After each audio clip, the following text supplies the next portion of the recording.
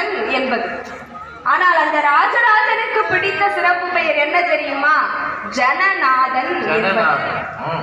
ஜனநாதன் என்ற சொல்லுக்கு மக்களின் தலைவன் என்று பொருள். ஆயிரம் ஆயிரம் வெற்றி வீர பெயர்களை தனக்கு கொண்டிருந்தாலும் ஒரு மக்களின் தலைவனாக தன்னை அறிமுகப்படுத்திக் கொள்வதில் தான் ராஜராஜ சோழனே பெருமை கொண்டார் எனும் பொழுது அவர் மா மன்னனாக போற்றப்படுவதற்கு காரணம் மக்கள் பணிதான் என்பது என்னுடைய வாதம். பிரிட்டோ பேசினார், நீலகண்டன் சாரு புளிய மரத்துல கொண்டு போய் மாட்டை கட்டினாருங்கிறார். நான் சொல்றேன், அது சரிதான்.